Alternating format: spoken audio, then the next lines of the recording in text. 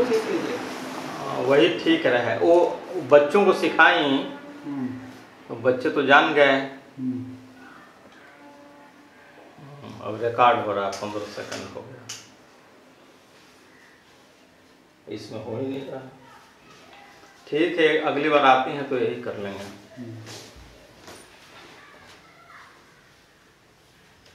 Record हो रहा है। आराम हो गया। हाँ, तो मैंने रुके इसको ऑफ कर दें। कहाँ निकाल कर रखे इसी में, मैं इसी में उलझा रह गया था।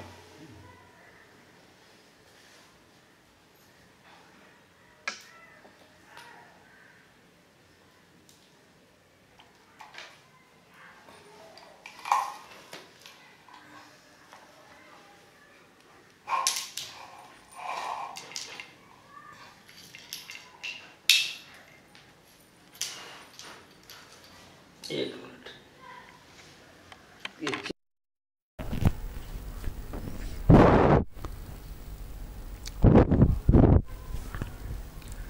यद विद्याविलासेन भूतभौतिकसृष्टयः तं नौमि परमात्मानं सच्चिदानन्दविग्रहम्।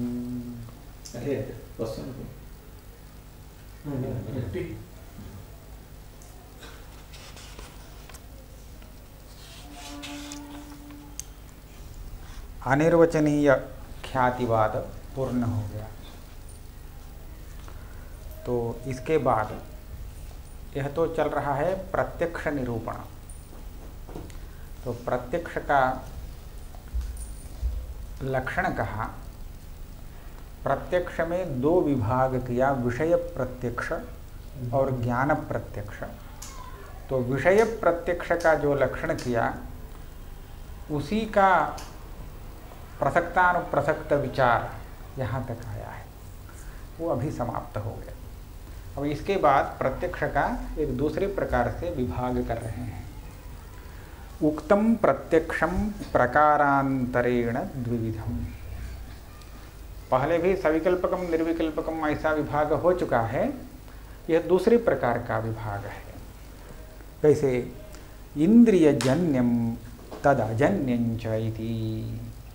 इंद्रिय से उत्पन्न होने वाला प्रत्यक्ष और तद्भिन्न प्रत्यक्ष। अच्छा, इंद्रियजन्य प्रत्यक्ष और इंद्रिय अजन्य प्रत्यक्ष। इसमें इंद्रियजन्य प्रत्यक्ष तो प्रसिद्ध है, तो उसको कहने की कोई आवश्यकता नहीं। तो इंद्रिय से उत्पन्न न होने वाला इंद्रियाजन्य ऐसा प्रत्यक्ष का क्या उदाहरण है? तो कहते हैं तत्र इंद्रियाजन्यम सुखादि प्रत्यक्षम। सुख दुख इत्यादि जब होता है तो जिसको होता है वह तो उसको समझता है। तो हाँ, वह साक्षी वेद्य उसको कहते हैं। वह जो प्रत्यक्ष है वो प्रत्यक्ष है, उसके लिए वो अनुमान नहीं लगाता है। अपने सुख दुख के विषय में कोई अनुमान लगाता नहीं, वो उसके लिए प्रत्यक्ष ही है। किंतु यह प्रत्यक्ष ज्ञान, सुखादि ज्ञान इंद्रिय से जन्य नहीं है, क्योंकि चक्षुरेंद्रिय, 5 ज्ञानेंद्रिय उसके प्रति कारण नहीं है।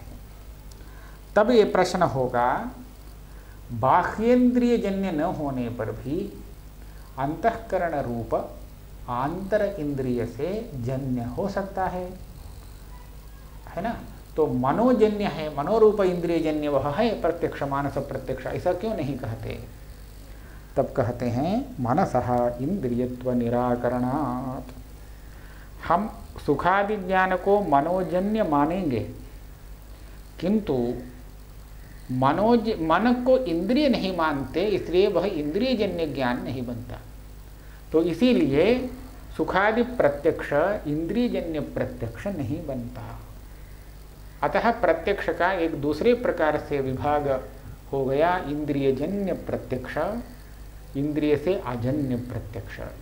तो इंद्रिय अजन्य प्रत्यक्ष का उदाहरण हो जाएगा सुख दुखादि प्रत्यक्ष। तो मन को इंद्रिय नहीं मानते, मन को यह इंद्रिय नहीं मानते। निरिंद्रिय इंद्रिय हाँ इनका है। हाँ, मन तो अलग है, वो पांच ज्ञानेंद्रिय हैं, 5 कर्मेंद्रिय हैं। मन क्या है, वो ज्ञानेंद्रिय कर्मेंद्रिय इसमें आता नहीं, वो पृथक है। यानी कि सांख्यों के जैसा ही नहीं है। नहीं, आप चाहें तो मन को आप इंद्रिय कह सकते हैं, लेकिन ज्ञानेंद्रियों में जो इंद्रियत्व है ऐसा इंद्रियत्व मन में नहीं है, अंतःकरण में नहीं। वो किसमें परिगणित है? स्वतंत्र। वो स्वतंत्र है, इसलिए 5 ज्ञानेंद्रिय 5 कर्मेंद्रिय ऐसा ही कहेंगे, 6 इंद्रिय नहीं। मन को यह इंद्रिय नहीं मानते। आप सब मिला, ज्ञानेंद्रिय कर्मेंद्रिय सबको मिला करके आप कहेंगे तो 11 इंद्रिय भी हो सकता है। तो वो इंद्रियत्व अलग प्रकार का है। देखिए कितने इंद्रिय हैं तो उनकी संख्या बताएंगे, 11, 12 अथवा 13 ऐसा कहते हैं। वहाँ का इंद्रियत्व देखिए हस्तपादादि में भी रहने वाला इंद्रियत्व है। और नैयायिकों का जो इंद्रियत्व है वो इंद्रियत्व हस्तपादादि में नहीं है। अच्छा, वो तो केवल 5 ज्ञानेंद्रिय मन को मिला करके 6 ज्ञानेंद्रिय कहते हैं। तो वैसा इंद्रियत्व हम यदि माने तो हम वह इंद्रियत्व केवल बाह्य 5 ज्ञानेंद्रियों में ही हो सकता है, अन्य इंद्रियों में नहीं।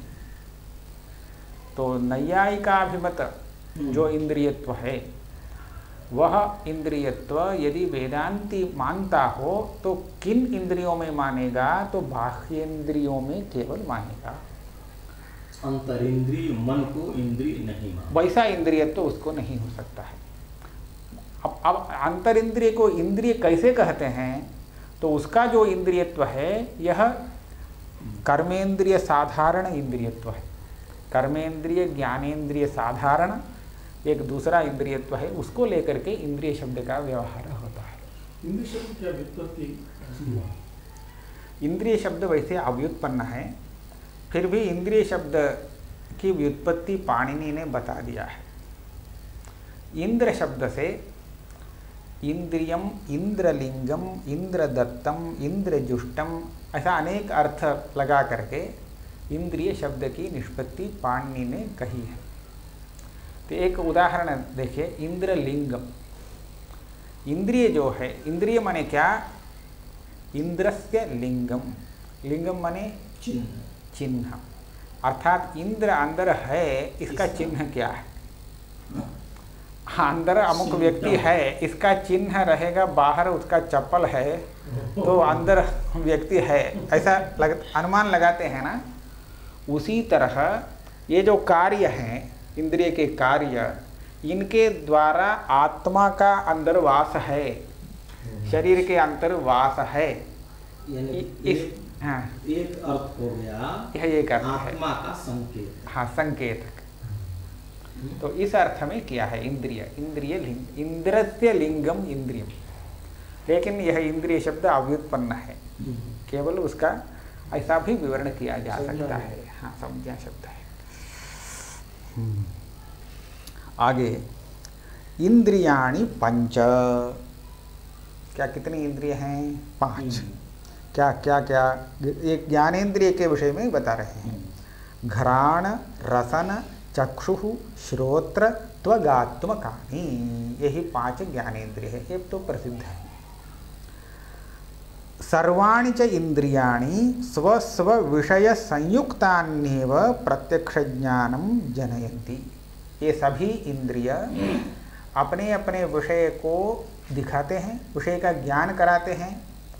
तो इन इंद्रियों को अपने अपने विषय का ज्ञान कराने के लिए अपने विषयों के साथ संबद्ध होना आवश्यक है। ये तो प्रसिद्ध है। इंद्रिय और विषय का संबंध होने पर विषय का ज्ञान इंद्रिय से होता है, तो इसको कहने की क्या आवश्यकता है।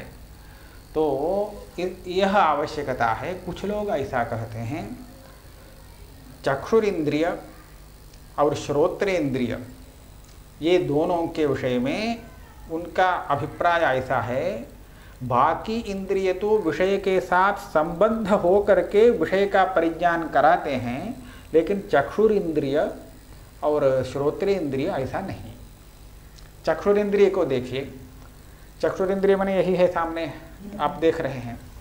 हम इस आँख से यहाँ से 1 मील दूर में जो पर्वत है उसको हम देख सकते हैं। अब देखिए हमारा इंद्रिय यहाँ से वहाँ तक गया ये भी नहीं कह सकते, पर्वत भी अपने स्थान को छोड़ करके यहाँ आया नहीं, तो ऐसी स्थिति में इस इंद्रिय का उसके साथ कैसे संबंध होगा।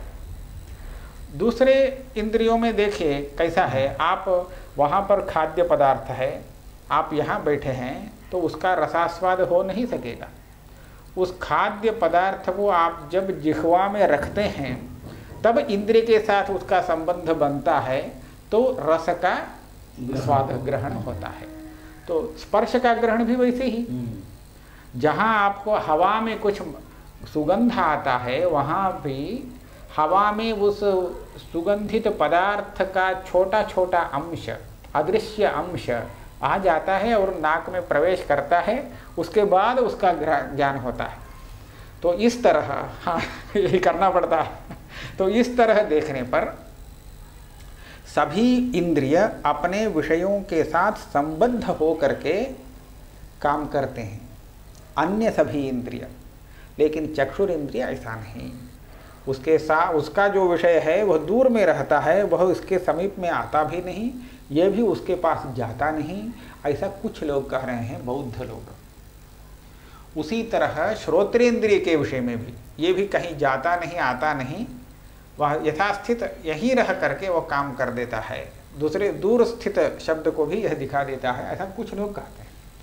तो इस मत का निराकरण करने के लिए ग्रंथकार कहते हैं सभी इंद्रिय, श्रोत्र और चक्षुरेंद्रिय भी अपने विषय के साथ संबद्ध हो करके ही विषय का ज्ञान कराते हैं। अब पर्वत तो वहाँ से नहीं आ जाएगा, यहाँ नहीं आएगा, लेकिन इंद्रिय यहाँ से पर्वत तक चला जा सकता है। तो इंद्रिय के साथ इसका अंतःकरण भी पर्वत तक जाता है और पर्वत के साथ संबद्ध हो करके ही उस पर्वत का ज्ञान कराता है। यह इनका नियम है। और श्रोत्रेंद्रिय के विषय में आगे बताएंगे, स्वयं बताएंगे। सर्वाणि च इंद्रियाणि स्वस्व विषय संयुक्तान्येव प्रत्यक्ष ज्ञानम जनयन्ति। तत्र घ्राण रसन त्वगात्मकानि इंद्रियाणि स्वस्थान स्थितान्येव गंध रस स्पर्शोपलम्भान जनयन्ति। ये 3 इंद्रिय अपने स्थान से निकलते नहीं, बाहर नहीं जाते, स्वस्थान में ही स्थित होकर के अपना काम करते हैं। लेकिन अब उसका काम करने के लिए उस विषय को इंद्रिय के स्थान पर आना आवश्यक है। तो वहाँ से इंद्रिय के स्थान में जब विषय आ जाता है तो विषय एक संबंध हो जाता है इंद्रिय का, उसके बाद उस विषय का ज्ञान इंद्रिय से होता है। किंतु श्रोत्र और चक्षु के विषय में ऐसी बात नहीं है। चक्षुश्रोत्रे तु स्वत एव विषयदेशं गत्वा स्वस्व विषयं गृह्णीतः। चक्षुरेंद्रिय और श्रोत्रेंद्रिय ये दोनों स्वयं अपने स्थान से निकल करके दूर देश पर जहाँ पर विषय स्थित है वहाँ पर जा करके उस विषय का ग्रहण करते हैं। यहाँ पर चक्षुरेंद्रिय विषय में तो नैयायिक इसको मानेगा, लेकिन श्रोत्रेंद्रिय के विषय में नहीं मानता है। चक्षुरेंद्रिय तो प्रभा के रूप में वहाँ जाता है और विषय से संबद्ध होकर के उसका ग्रहण करता है, ये ठीक है। लेकिन श्रोत्र अपने स्थान से हटता नहीं। फिर श्रोत्र से कैसे शब्द का साक्षात्कार होता है, तो यहाँ पर नैयायिक एक प्रक्रिया करता है। आप समझ लीजिए हम यहाँ बैठे हैं, आप वहाँ पर कुछ एक शब्द उत्पन्न कर रहे हैं। जहाँ आप शब्द को उत्पन्न किए वह शब्द हमारे श्रोत्र देश में अभी है नहीं, इसलिए हम उसको सुन नहीं सकते। तो आपके द्वारा उत्पादित शब्द का मेरे श्रोत्र से ग्रहण कैसे होता है, इसके लिए एक प्रक्रिया है। वो ऐसा मानते हैं, आप एक शब्द को प्रथमतः जो उत्पन्न करते हैं वह शब्द दूसरे शब्दों को, दूसरे अपने सजातीय शब्दों को उत्पन्न करता है। उसको 2 न्याय उसमें दृष्टांत लगाते हैं, वीची तरंग न्याय, कदम्ब मुकुल न्याय। समुद्र में एक बड़ा सा तरंग आ जाता है, तो वह तरंग वहाँ से आते आते क्या तीर तक आ जाता है ना, समुद्र तीर तक आता है। जितने ऊंचे में वह आया, वह तरंग उतने ऊंचे में नहीं आता है यहाँ। वो क्या होता, वो स्वयं आता भी नहीं वास्तव में। वहाँ पर जो उठ गया तरंग, वहाँ जो हलचल हुआ उसके कारण, उस तरंग के कारण उसके अनंतर देश में उसकी अपेक्षा एक छोटा तरंग बना, और वह जो छोटा तरंग है वह अपने अनंतर देश में उससे अपने से छोटा तरंग को उत्पन्न किया, और इस तरह तटक को आते समय वह सामान्य तरंग हो गया, बहुत छोटा तरंग। तो बड़ा सा तरंग जो उत्पन्न होता है, उद्भूत होता है, वह अपने आगे आगे करके एक एक तरंग को उत्पन्न करता है। वैसे उत्पन्न तरंग पुनः तरंग को उत्पन्न करता है। इस तरह अंतिम तरंग का हम स्पर्श कर सकते हैं तीर पर रह करके। तो यह बीची तरंग न्याय कहते हैं। तो उसी तरह वहाँ पर उत्पन्न हुआ जो शब्द है, वह शब्द अपने आगे दूसरा उसी तरह का शब्द उसी तरह के शब्द को उत्पन्न करता है। वो भी शब्द आगे और शब्द को उत्पन्न करता है। ऐसे करते करते करते अपने श्रोत्र देश में जो शब्द उत्पन्न हो जाता है, उसी शब्द का हम अपने श्रोत्रेंद्रिय से साक्षात्कार करते हैं। समान फ्रीक्वेंसी हो सकते हैं, हो सकता है। बीची तरंग में हाँ, प्रथम तरंग बहु ऊंचा, हाँ नहीं, यहाँ भी समान नहीं है। इसी कारण आप जितने जितने आप समीप में आएंगे, वैसे वैसे आप शब्द साक्षात्कार में कुछ वैलक्षण्य पाएंगे। इसलिए वहाँ उत्पन्न हुआ जो शब्द है वह जितना शक्तिशाली है, उतना शक्तिशाली शब्द आपके सुनने में नहीं आएगा। तो उसके बाद उत्पन्न हुआ तो शक्ति में किंचित न्यून होगा। उसी के आधार पर आप अनुमान लगाते हैं, अमुक शब्द इतने दूर से आता होगा, ऐसा अनुमान लगाते हैं। ऐसा ही साइंस में भी रेजोनेंस इति वदामः। हाँ, तत्रापि एवमेव। हाँ, प्रथम स्थानतः अन्तिम स्थानपर्यन्तं एकैक आटं तत् शब्दं कृत्वा तत् अन्तिमे वयं शृणुमः इति। यही है नैयायिकों की शब्द श्रवण प्रक्रिया। यह एक एक करेंगे तो ये वीची तरंग न्याय, लेकिन इसकी अपेक्षा कदम्ब मुकुल न्याय। देखिए यहाँ एक शब्द उत्पन्न हुआ तो वीची तरंग न्याय मानेंगे तो उसका शब्दांतर एक तरफ ही जाता रहेगा, ऐसा नहीं। इसको चारों तरफ सभी मनुष्य उसको सुनते हैं, इसलिए कदम्ब मुकुल न्याय। कदम्ब मुकुल न्याय ऐसा होता है, वह अपने चारों दिशाओं में, सभी दिशाओं में एक एक शब्द को उत्पन्न कर देता है। वो भी अपने सारे दिशाओं में शब्द को उत्पन्न कर देता है। इस तरह जहाँ किसी भी दिशा में मनुष्य हो, उसके श्रोत्र देश में जो शब्द आ जाता है वह सुनाई देता है। उस कदम मुकुल मने पुष्प, कलिका, कली, स्मॉल पुष्प। हाँ, सेकंड विकास होने के पूर्व स्थिति। हाँ, यस, बड। तो वो कदम्ब पुष्प जो है वो गुच्छ के रूप में आता है। तो उसमें बीच वाला पुष्प सबसे पहले विकसित होता है, उसके चारों ओर जो है वो उसके बाद विकसित होते हैं, उसके आगे विकसित होते हैं। ऐसे विकसित होने की एक परंपरा है। तो क्रम से चारों तरफ फूलता है वह। तो इस तरह शब्द कदम्ब मुकुल न्याय से उत्पन्न होता है, ऐसा भी कहते हैं। तो ना ठीक है। तो दृष्टांत तो केवल समझाने के लिए होता है, इसलिए उसमें से जो अंश लेना है उसको लेना चाहिए। बीची महान तरंग, और तरंग साधारण सामान्य तरंग। ये हो गया। अब देखिए, इनकी प्रक्रिया में श्रोत्रेंद्रिय अपने स्थान से नहीं जाता है कहीं। शब्द श्रोत्रेंद्रिय में आ जाता है, लेकिन परिभाषाकार कह रहे हैं श्रोत्रेंद्रिय भी चक्षुरेंद्रिय की तरह शब्द जहाँ उत्पन्न होता है वहाँ पर जाता है। यही इनका मत है। थोड़ा अंडरस्टैंड नहीं हो पा रहा है, तो उसकी एक युक्ति कह रहे हैं। चक्षुश्रोत्रे तो स्वत एव विषयदेशं गत्वा स्वस्व विषयं गृह्णीतः। ये दोनों युक्ति चाहिए, क्योंकि नहीं समझ में आ रहा है, क्योंकि वही हमारे मस्तिष्क में है पूर्व वाली प्रक्रिया। तो कहते हैं श्रोत्रस्यापि चक्षुरादिवत परिच्छिन्नतया भेर्यादि देशगमन संभवात्। देखिए, नैयायिक का जो श्रोत्र है वह अपने स्थान से हट नहीं सकता, लेकिन हमारा जो श्रोत्रेंद्रिय है वह तो दूसरे स्थान में हट के जा सकता है। ऐसा श्रोत्रेंद्रिय हम मानते हैं। कैसे? नैयायिक का श्रोत्रेंद्रिय क्या है? कर्ण षष्कुल्य अवच्छिन्न आकाश। आकाश तो हटता नहीं, कर्ण षष्कुली जाएगा तो साथ में जाएगा।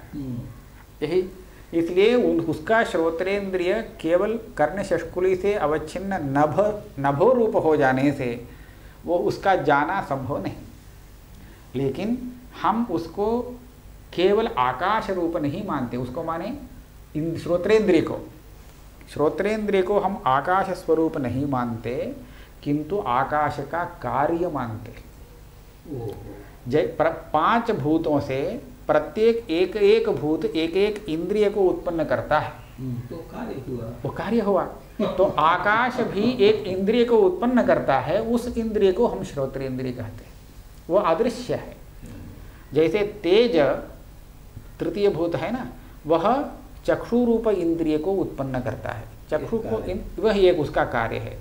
पृथ्वी जो भूत है, पृथ्वी घ्राणेन्द्रिय को उत्पन्न करता है, तो उसी तरह आकाश उत्पन्न करता है एक इंद्रिय को। वह इंद्रिय श्रोत्रेंद्रिय है और आने जाने लायक है वह इंद्रिय, तो वहाँ पर जा सकता है। वही कहते हैं श्रोत्रस्यापि चक्षुरादिवत परिच्छिन्नतया।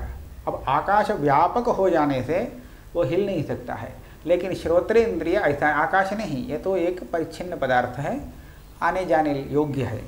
भेर्यादि देश गमन संभवात्। हाँ ठीक है, आप ऐसा मान करके क्या सिद्ध कर दिए। अभी तक जो उनकी जो प्रक्रिया है उनकी प्रक्रिया में कोई दोष है क्या? क्यों आप अपना अलग मार्ग ले रहे हैं? तो कह रहे हैं अतएव अनुभवः भेरी शब्दो मया श्रुतः इति। ये किसका शब्द है? हाँ, भेरी का। अब देखिए, आप संगीत सुनते हैं, आप कहाँ बैठे हैं? दर्शकों की जो स्थान है, उनका जो स्थान है वहाँ बैठे हैं। संगीत गाने वाला कहाँ पर है? मंच पर है। आप संगीत सुनते हैं अथवा नहीं? संगीत तो उसके मुख से जो आता है वही संगीत है। अब उसमें से जो शब्द आया उसको आप गीत नहीं कह सकते, तत्समान शब्द, क्योंकि गान करने वाला जिस शब्द को उत्पन्न करता है वह है गीत। और उसमें से प्रतिध्वनि के रूप में अथवा दूसरे प्रकार से जो शब्द उत्पन्न हो गया वह गीत नहीं। देखिए इसी तरह, लेकिन आप उसके मुख से जो निकला उस शब्द को आप सुन रहे हैं, ऐसा अनुभव है नहीं? है कि नहीं? है, स्पष्ट है। लेकिन नैयायिक की प्रक्रिया में उसके मुख से उत्पन्न शब्द को कोई भी नहीं सुन सकता। क्योंकि वह किसी के श्रोत्र देश में उत्पन्न हुआ नहीं। उसके मुख से जो शब्द उत्पन्न हुआ वह किसी के श्रोत्र देश में नहीं आया। क्यों? वो तो ऐसा विचित्र न्याय में आ सकता है। वो नहीं आता है, वो दूसरे शब्द को उत्पन्न करता है। तज्जन्य तज्जन्य तज्जन्य उसके पौत्र प्रपौत्र परंपरा में आया हुआ एक शब्द आपके श्रोत्र में पड़ गया। छोटे-मोटे बौद्ध हो गए। हाँ वहाँ पर वो गाना गा रहा है, तो आपके यहाँ श्रोत्रेंद्रिय देश पर आने के लिए बीच में सहस्रों परंपरा हो गई। सहा बहुत दूर में जाता है तो हमारे श्रोत्रेंद्रिय में बहुत कम से ही सुन सकते हैं। नहीं, वो उनकी युक्ति है, क्योंकि उससे दूसरा युक्ति है। हम भी कहेंगे हमारी भी युक्ति है। तो वहाँ पर से उस शब्द से दूसरा शब्द, दूसरा शब्द, दूसरा शब्द, ऐसा क्रम से अंतिम शब्द जो मेरे कान में उत्पन्न हुआ, मैं उसी का श्रवण कर सकता हूँ। पहले प्राथमिक अथवा उपांत्य शब्द तक किसी भी शब्द का श्रवण मुझे नहीं हो सकता है। बीच में नहीं होगा। हाँ, नहीं ही होगा। अपने कान के अंदर जो शब्द हो गया बस उसको छोड़ करके उसके पूर्व में कितने शब्द हुए हैं, किसी भी शब्द का साक्षात्कार संभव नहीं। यह है नैयायिक मत। लेकिन अपना अनुभव कैसा है? भेरी शब्द मया श्रुतः, तो भेरी से उत्पन्न जो शब्द उसी को हम भेरी शब्द कहेंगे। उसके बाद शब्द से उत्पन्न वो सब शब्द कैसे भेरी शब्द होगा? यदि आप सभी शब्दों को मानेंगे तो सभी शब्द भेरी शब्द हो जाएंगे, उससे अलग शब्द ही नहीं, क्योंकि परंपरा से उससे उत्पन्न हो ही जाएंगे। तो इसलिए भेरी शब्द को आप यदि सुनना चाहते हैं, गायक के मुख से जो संगीत निकला उसको यदि आप सुनना चाहते हैं, तो आपके श्रोत्रेंद्रिय को उसके पास जाना आवश्यक हो जाएगा। यह इनकी युक्ति है। सही है। हाँ तो इसलिए आपका श्रोत्रेंद्रिय वहाँ जाके उसके मुख से जो शब्द आता है उसका ग्रहण कर लेता है। ऐसा इनकी प्रक्रिया है। अतएव अनुभव भेरी शब्दों मया श्रुतः। बड़ा परिश्रम किया है इन्होंने। परिश्रम क्या है ना केवल नैयायिकों का ही याद था। हाँ। अब आगे देखिए और एक कहते हैं, वीची तरंगादि न्यायेन कर्णषष्कुली प्रदेशे अनंत शब्दोत्पत्ति कल्पनाया गौरवम। नैयायिक मत में कल्पना गौरव, बहुत कल्पना करनी पड़ती है, क्योंकि वहाँ से वो हट करके तेरे शब्द को गुण मानते हैं। शब्द गुणकम आकाशम, गुण तो अपने स्थान से हट नहीं सकता, क्योंकि गुण में क्रिया नहीं होती, क्रिया तो द्रव्य में होती है। अब शब्द का आश्रय तो आकाश है जो व्यापक है, उसमें क्रिया की संभावना नहीं, वो हट नहीं सकता। तो जहाँ एक आकाश में एक शब्द उत्पन्न होगा तो अपने स्थान से वो हिल नहीं सकता, तो इसलिए उसको दूसरा शब्द उत्पन्न करना पड़ेगा, उस तीसरा शब्द, चौथा शब्द, ऐसा इस क्रम से बहुत कठिनाई से आप एक शब्द को सुन पा रहे हैं। यह स्थिति है उसकी। तो यही वीची तरंगादि क्रमेण कर्णषष्कुली प्रदेशे एतावत्पर्यंत अनंत शब्दोत्पत्ति कल्पना अनावश्यक है, अनावश्यक गौरव है। फिर भेरी शब्दों मया श्रुतः इति प्रत्यक्षस्य भ्रमत्व कल्पना गौरवंच। वहाँ से भेरी ताड़न से जो शब्द हुआ उस शब्द को मैंने सुना, ऐसा जो अनुभव है वह नैयायिक कहेगा वह भ्रम है, क्योंकि भेरी शब्द को आप सुन ही नहीं सकते। क्यों? भेरी शब्द जहाँ उत्पन्न हुआ वहाँ आपका श्रोत्रेंद्रिय है नहीं, तो उस शब्द को कोई भी नहीं सुन सकता है। इसलिए भेरी शब्दों मया श्रुतः ऐसा कहना गलत है। भेरी शब्द शब्द यहाँ सह मया श्रुतः यही उचित होगा। तो इस सार्वजनिक जो अनुभव है उसको भ्रम कहना एक दोष है, यह भी एक दोष है। प्रत्यक्षस्य भ्रमत्व कल्पना गौरवंच स्यात्। इन दो कारणों से इन्होंने इस विषय में नैयायिक की प्रक्रिया को छोड़ दिया। तदेवं व्याख्यातम प्रत्यक्षम। तो इस प्रकार प्रत्यक्ष प्रमाण का निरूपण समाप्त हुआ।